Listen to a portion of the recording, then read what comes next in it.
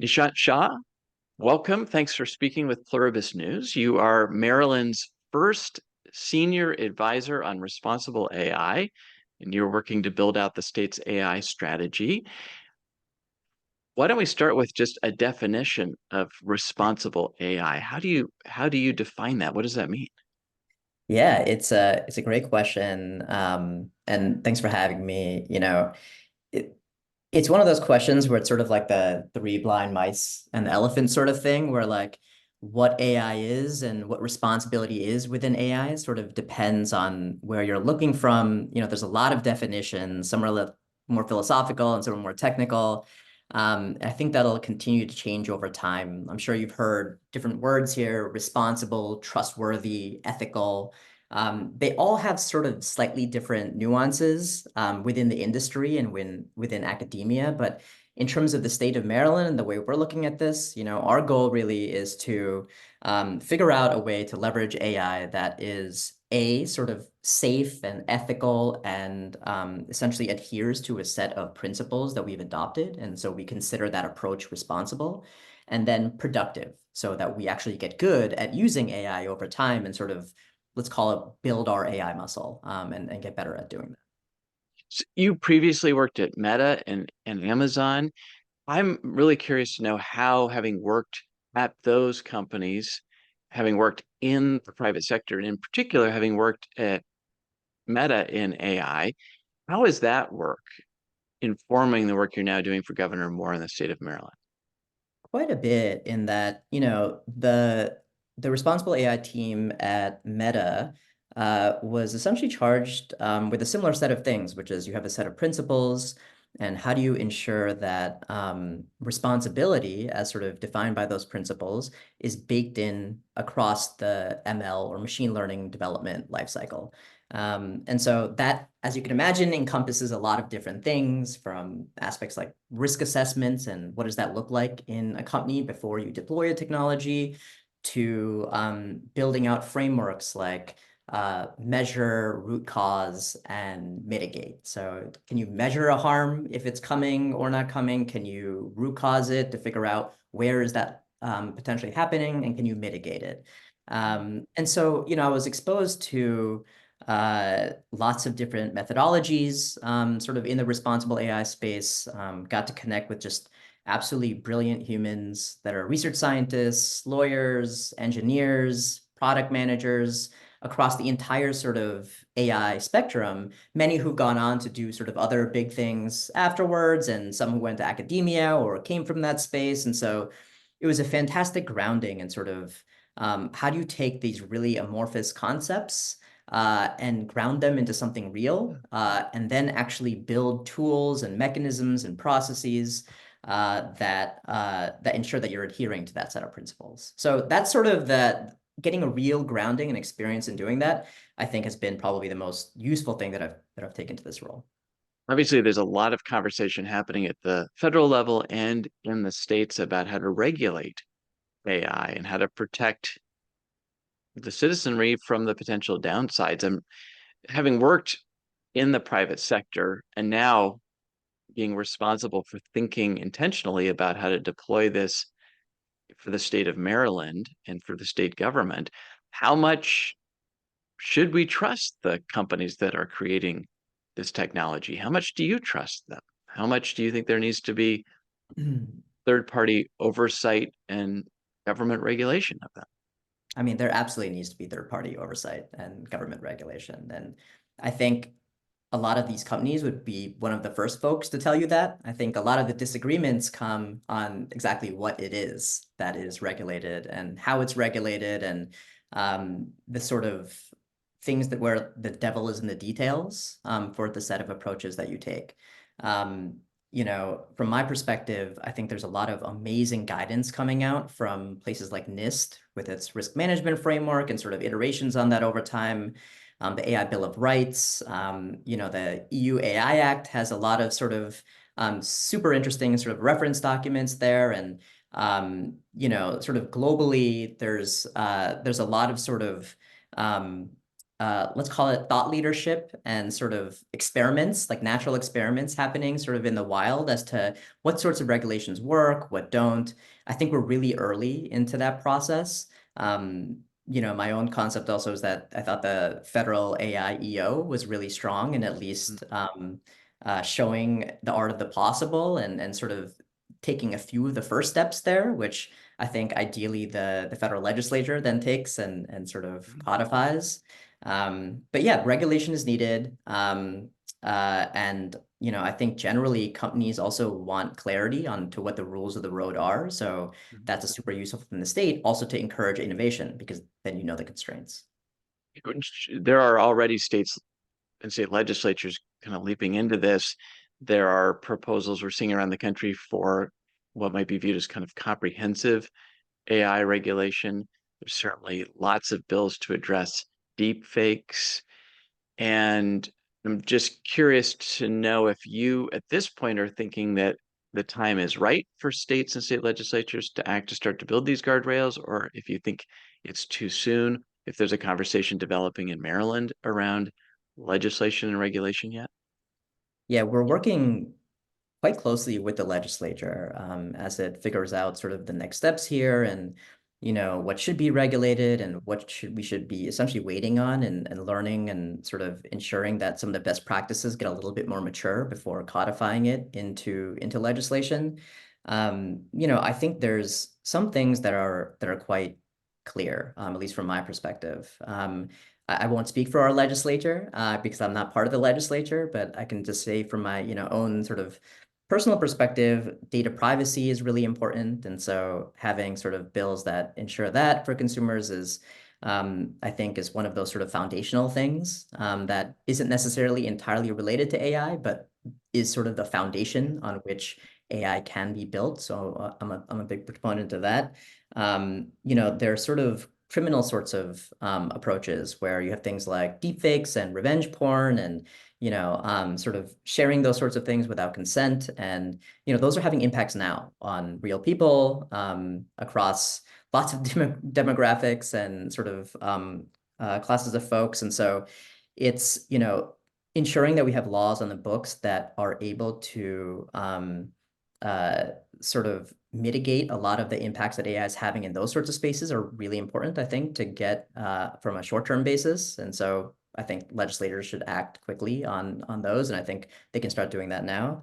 On internal use, like within agencies and within government itself, there's a lot of work happening to figure out, well, what is best practices in different spaces? So if you adopt privacy and validity and reliability and security and a number of other principles as where you're hanging your hat on what governments will look like for a state, um, you know how much confidence do we have right now that we have the right approaches to doing that?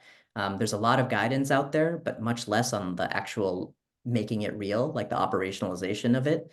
And so that interplay between operationalization of the policy and what the policy actually is, I think is sort of the complicated thing here.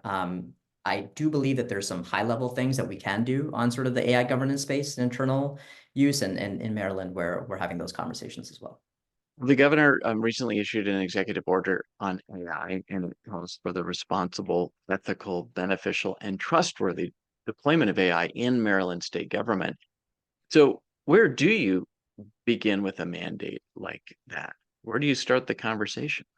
It's a big one. And the again, sort of our goal really is to build out an approach that's ethical, but also productive. And, the EO really sort of sets out the task for us, and we're now determining the best ways to execute on it. It does a bunch of things. And I think maybe talking through a few of those is really helpful to say, like, where do we start? And what are our first steps? One of them is the sort of six principles that it outlines. These are things like fairness and equity and transparency and explainability and innovation. Privacy. See, yes, a number of others. These are all sort of like best practice ones. They've been out for a while in the AI Bill of Rights and this risk management framework. Other states have adopted ones like this as well. It's sort of a, first do no harm sort of approach. So the key there is, well, what do these principles actually mean fully realized and fleshed out? So if we had faith that fairness and equity issues were not a thing in our use of AI in states, what set of things would we have done in order to yield that outcome? That's sort of what we're thinking through right now. And so that's the second thing that the EO asked for after setting up the principles, which is essentially mandating creating a governance framework based on those principles and an action plan to operationalize them. New York City has done something like that already, and a number of other states have sort of approaches here. And we're working closely with academics and others to figure out, okay, what are sort of actually the best ways that are context specific? Because the state already has lots of processes in place. And, ideally, we take sort of these best practices and guidance documents and elsewhere and incorporate it with elements that already exist so that we can make it real much more quickly within the state. It also establishes a governing body of sorts, what we call the AI subcabinet. So essentially an entity that makes sort of high-level decisions and is accountable for the work. So it's clear like who those decision makers are. It gets in place a number of initiatives around workforce training and talent. Those are absolutely crucial to being able to do any of this stuff in the first place. Currently, we don't have the folks that we necessarily need in order to implement all of this. And so that's where partnerships will be really important, training up folks within the workforce and giving short-term opportunities for academics, folks in industry to come in and help us here.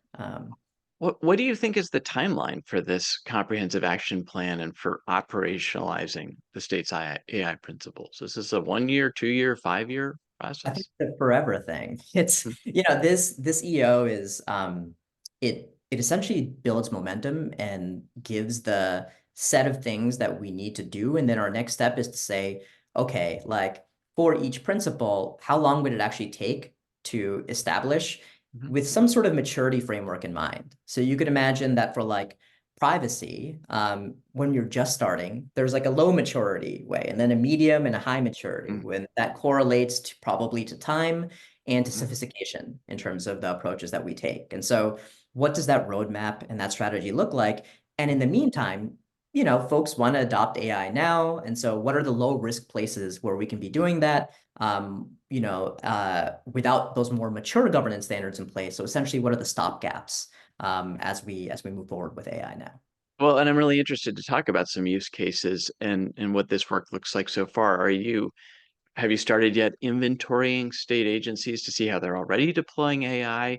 And this is a question you posed when you took the job, what initial use cases should be prioritized and piloted? Do you have an answer to that question yet? Yeah, no, and we have few emerging answers, I'll say. So on the AI inventory side, that's something that is part of one of the mandates in the executive order as well, to establish a canonical inventory. There have been informal work that's been done, like, polls internally to get a sense of what's in use where. That was really clear and necessary to essentially build out a strategy in the first place. But now we need sort of more formal, transparent, put it on our websites, like that sort of Yeah. approach for creating inventories. And, it's one of the projects I worked on at Meta as well, which was sort of helping build out an AI inventory there. And so, um, you know, I sort of know that this is the sort of thing that will get more complicated over time as a greater and greater percentage of the stack that a state has will be made up of at least some solutions that have AI components. And then what is the set of information we need to be collecting on each set of solutions that we adopt to ensure explainability and transparency and sort of proper governance there. So that's Are on the are there AI. s- are there some use cases that have emerged yet? And you talked about sort of the lower risk opportunities early on, but do you see do you see a specific service, for instance, the state government is providing now that could be enhanced by AI and the risk wouldn't be terribly great at this moment? Yeah, I think so. There's a number of them, and a lot of them are honestly like the usual cases. The way that we think about this is like, what are proven mechanisms with clear success criteria that aren't safety or rights impacting, that would have high utility right now, and that are great as learning potential use cases for the state, so that if by adopting it, they're repeatable And by structuring as an experiment, we can say, okay, it can be used in a whole bunch of different agencies. So, one of these is translation. We have a diverse uh, uh, uh, you know, uh, set of residents in Maryland and speak many different languages. Can we improve the accessibility of services that we provide in different languages where we don't currently do that? And sort of using tools that have really high percentage accuracy in machine translation. Accessibility is another one of those aspects. Helping residents cut through bureaucracy. Chatbots are one approach to that. Like, can you leverage a chatbot on certain websites where it has really complicated data underlying it, but that data is perceived to be clean and accurate, so it's no garbage in, garbage out sort of scenario. And if we do, can we essentially create some sort of natural language interface that makes it much easier for residents to get the information they need from state websites?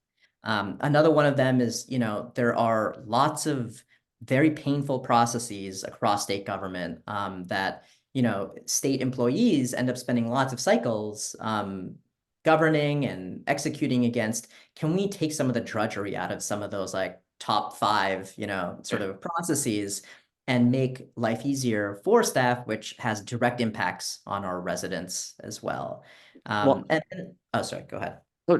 longer term, do you see an opportunity for AI to help with more consequential decisions, like determining if somebody's eligible for social services, for instance? Yeah, we have to be very careful there.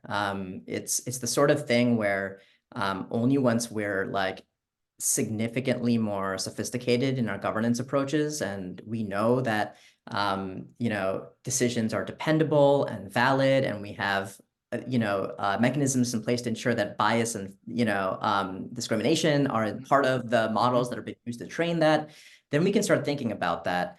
Um, you know, I think in all of those cases, again, and you're sort of referring to things that are rights and safety impacting for folks, those higher risk buckets, we need to have a human in the loop in all of those cases. And so, for a lot of those, I wouldn't see it as a decision an AI makes and then is just implemented. It would be something that's a part of a process that makes that process much easier to do over time, but there's still a human involved that makes a sort of final decision on that And set would of. you also say that the state would need to have in place regulations around um, ensuring out of the gates and on an ongoing basis that the algorithms are not discriminatory? And even if you've got a human oversight, you want to make sure that the system itself isn't prone to discrimination or bad outcomes, right? Yeah. And I think that's exactly what an AI governance framework is. So it's essentially just a set of things that you put in place. They're either tools or contract language or processes or algorithms themselves, which detect and sort of help us make the determination whether there is bias in the system or not. And regulations can point the way to saying, okay, you're required to do this. That's one approach. Another approach is we just embedded a standard operating procedure within agencies. And so, there's lots of different ways to get to standing these things up in the first place. I think regulations have a big part to play here. You have said that the next 2 years in this AI space will have implications for the next 2 decades. Why do you say that? What do you mean? Yeah, I think AI is one of these general purpose technologies that can be used in a million different ways. We don't yet know all the ways that it'll manifest and how it'll be used. The technology is changing just massively quickly. So the work that we're doing right now is essentially the work that builds those foundational infrastructure and safety mechanisms and puts it all in place in a way that is actually executable for the state. And that is the key part, I think. It's like taking these high level things and making them real. And so having the technical quotient in IQ in the room to make those decisions at the same time that the high level decisions are being made, those together will essentially underpin the systems that hopefully, I mean, our, fingers crossed is that these make real impact on sort of our services to residents. And if we do see AI go in the direction where it ends up being, a technology like electricity or something else, and who knows if that's actually the case or not. But if that's, if even a fraction of that proves to be true, then, it's really in the next few years that we've set out a lot of those safeguards, and the way that we think about it in the first place. So I think it's for any folks who are thinking about getting into this space and, from the private sector or elsewhere, if you have experience in this, now is a time where you can put pen to paper, and it's just really important. And we see this as, just an incredible sense of responsibility and urgency here to get right. Just lastly, anything I did not ask you that comes to mind, or a final thought as you chart this kind of unknown path into the world of AI and trying to make it work for state government and the citizens of a state? No, this was, I think, a great set of questions. We could go on for hours We and could. going into, different parts of it. But happy to talk another time as well. And I appreciate your having me on.